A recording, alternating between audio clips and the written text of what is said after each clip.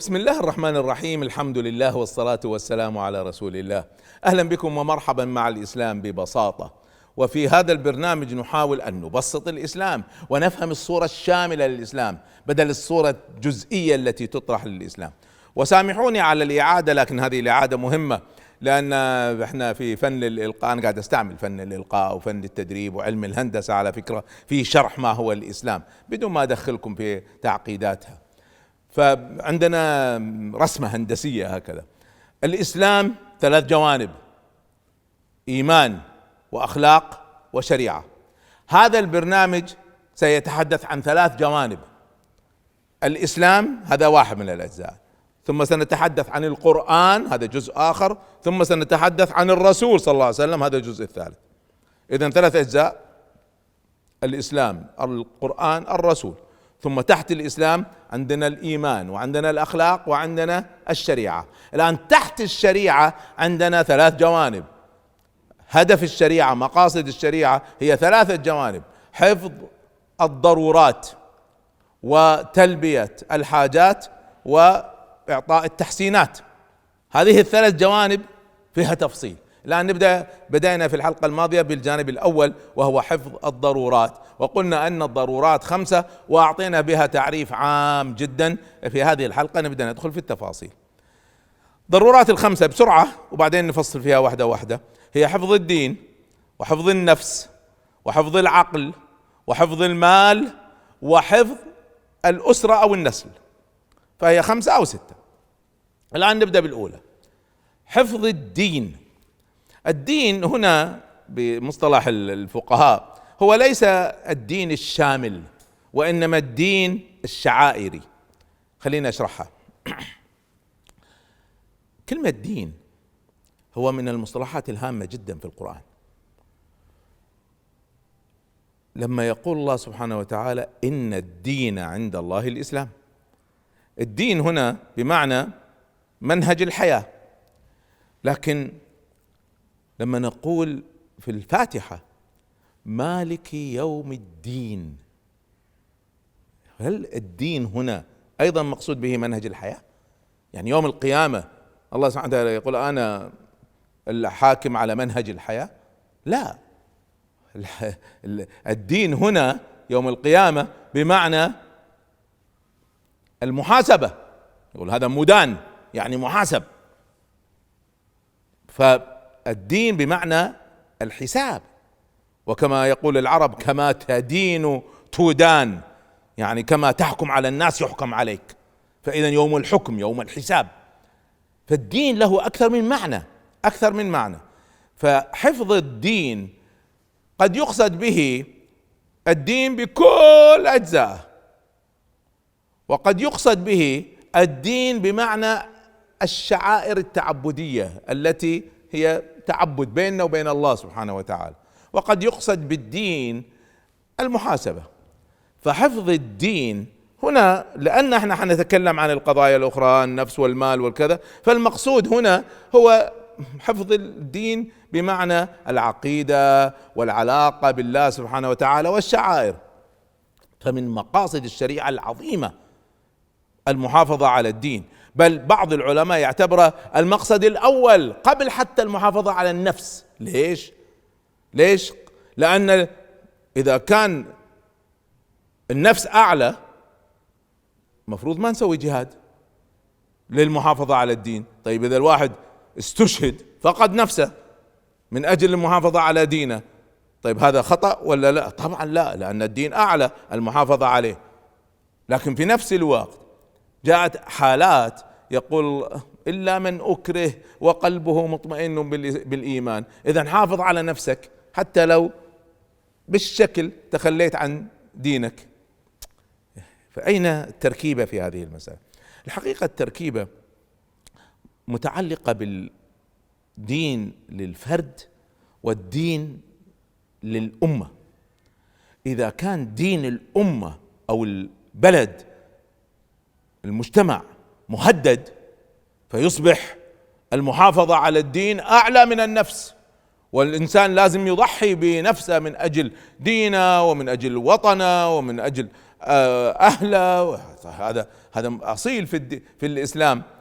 فالدين أعلى إذا كان المحافظة على المجتمع وعلى دين الناس.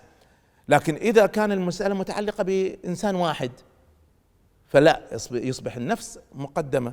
يعني خلينا ناخذ مثال هذه الآية اللي تكلمنا عنها، قول الله سبحانه وتعالى: إلا من أكره وقلبه مطمئن بالإيمان. هي لها قصة في السيرة النبوية، في قصة كلكم تعرفوها، أن في قصة آل ياسر وزوجته وابن عمار، هم صحابة من الصحابة الأوائل المستضعفين وكانوا يعذبوا. وتعرفون القصة، أول شهيد في الإسلام كانت زوجة ياسر أم سمية رضي الله عنها، وهي امرأة أول من استشهد، ثم زوجها ياسر. الآن عمار قتل أبوه وأمه أمام عينه، قتلوا، وجاءوا يهددوه بنفسه، فما زالوا يعذبوه حتى أجبروه أن يقول أن الله ليس ربه، وإلى درجة أن يعني تعرف سفهاء، فبالغوا، فقاموا يضغطوا عليه حتى قال أن هذه الخنفساء الحشرة التي تمشي على الأرض هي إلهه، ولم يتركوه حتى سب الرسول صلى الله عليه وسلم. عندها أطلقوه. طبعا هو الآن مهدد في نفسه، هل يقدم دينه ولا يقدم نفسه؟ عمار قدم نفسه، ياسر وسمية قدموا الدين على أنفسهم وماتوا من أجل ذلك. عمار لما فعل هذا رجل مؤمن إيمان عميق، من مثل عمار في إيمانه، لكنه قال هالكلمتين فتألم ألم شديد، وذهب إلى النبي صلى الله عليه وسلم يشرح له اللي صار، يقول: والله يا رسول الله ما تركوني حتى قلت كذا وكذا وكذا، وهو يبكي. فقال له النبي صلى الله عليه وسلم: يا عمار إن عادوا فعد، يعني إذا عملوا فيك بهذا مرة ثانية اعملها أنت مرة ثانية. ليش؟ لأن هنا المسألة متعلقة بفرد، أصلا الفرد هذا مستضعف، لكن لما يكون المسألة متعلقة بالأمة لازم الواحد قد يروح جهاد ويضحي بنفسه، طبعا ليس على طريقة داعش والإرهابيين هؤلاء الذين لا يفهموا لا دين ولا دنيا، وإنما يضحي بنفسه بحق ومن أجل الدفاع عن الدين، وليس لأجل قتل الأبرياء من المسلمين وغير المسلمين. هذا إرهاب، هذا سنرجع لموضوع الإرهاب لاحقا إن شاء الله. فالآن أيهما نقدم؟ القانون العام إن حفاظ على الأمة ودين الأمة هو الأساس. إذا جاء حاكم يريد أن يحرف دين الناس يجب أن يقفوا ويتصدوا له، لأن الكلام هنا عن دين مجتمع ودين أمة، وسكوت العلماء هنا باطل ولا يجوز. واسمعوا جيدا، هنا في قانون ينظم هذه المسألة، أيهما نقدم الدين ولا النفس؟ يعني هل يجوز للعلماء أن يسكتوا؟ من بعض الناس يقول، يعني بعض العلماء خرجوا، شفتوهم على التلفزيون، خرجوا وبدأوا يعني يمدحوا الحكام ويتبرؤوا من الصحوة وما أعرف إيش. هل هذا التصرف صحيح؟ فبعض الناس يقول: يا أخي قد يكون مضطر كذا. لا ما يجوز يكون مضطر. اسمعوا جيدا، هذه المسألة يحكمها منهج.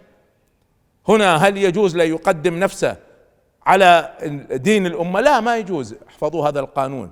الرخص هذه إلا من أكره وقلبه مطمئن بالإيمان تجوز لعامة الناس، تجوز للمستضعفين، لكنها لا تجوز لمن يقود الناس، ولا تجوز للعلماء. القادة والعلماء لا تجوز لهم الرخص، لأن لما يطرحوا هذا الطرح الناس قد لا تفهم، الناس قد تتأثر بهم فينحرف دينهم، ينحرف الدين نفسه. والحفاظ على الدين، دين الأمة، مقدم على نفس الإنسان الواحد، إلا إذا كان واحد من عامة الناس وقال كلمتين ليس له أثر، لكن عالم يقول كلمتين طبعا فيه انحراف وفيه حرف لدين الناس ومنهج الفهم الإسلام نفسه. فالحفاظ على الدين، ويسمونها بيضة الدين، لأن ما يجوز تكسر هذه البيضة. نضحي بأنفسنا وبأهلينا وبأموالنا وبكل شيء من أجل الحفاظ على دين الأمة، دين المجتمع، دين البلد. فلما يأتي أحد بما فيهم الحكام يحاولوا أن يحرفوا هذه المسألة يجب أن نتصدى لهم. والرخص في هذه الحالة تجوز للمستضعف ولعامة الناس، ولا تجوز للقادة والعلماء.